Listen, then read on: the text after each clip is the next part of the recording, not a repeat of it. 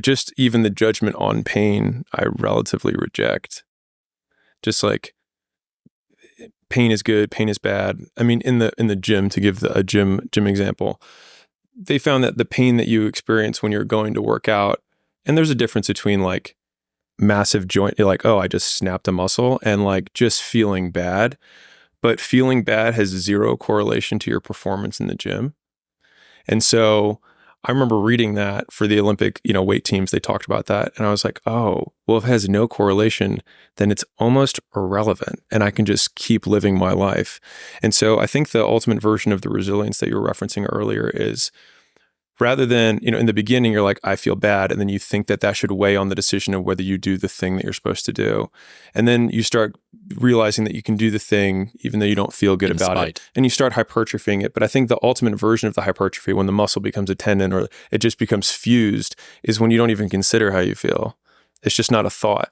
You just do it. So a friend of mine, she's a very, very successful therapist. And she always asks her patients when they come to her and say some terrible thing happened. She said, what would it take for this to be amazing? And so, for example, lady comes, says, we're getting a divorce. And she says, so what would it take for this to be amazing? And so it just completely shifts the reality of like, okay, how could this be an amazing thing that could happen to me? And this is relevant for me, shifting gears, because we just had a big tryout inside of our company for a presentation slot that we have an event. So we had a bunch of the leaders in the company. It was like the fucking Hunger Games. Yeah, we put a cash prize out. Fight to the death, pitchforks. We did. No, we put a big cash prize out there. Oh yeah, I totally did that. I told them, I was like, I'll have no expression. Just in a toga. Yeah, exactly.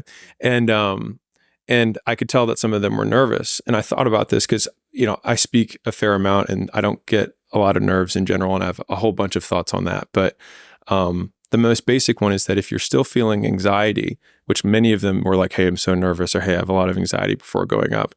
I thought about it, and champions just interpret anxiety as excitement.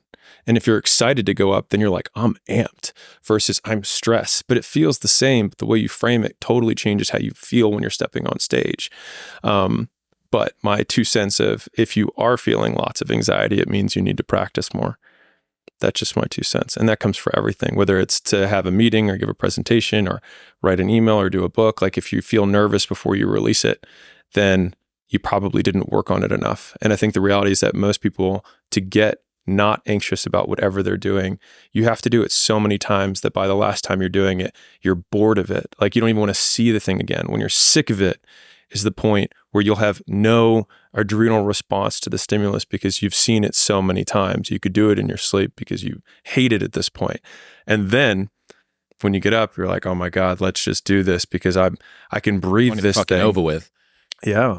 If we think of confidence as the percentage likelihood of what we think is going to happen will happen as a predictive metric, then in order to be more confident, we want to have more proof that what we think will happen will happen. And so the easiest way to do that is to do it a lot of times. And so it would be reasonable to say that you're confident that it will go the way you want because it has gone the way you've wanted so many times in a row before.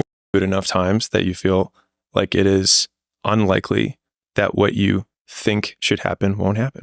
If I want to go up to girls, well, you start going up to girls and you start tanking, and then 1 out of 10 times it goes well, and then you do it another 10 times, and 2 out of 10 times goes well, and then 4 out of 10 times, and then 8 out of 10 times, and all of a sudden you're confident because you have a high degree of predictive power when you say it will go this way.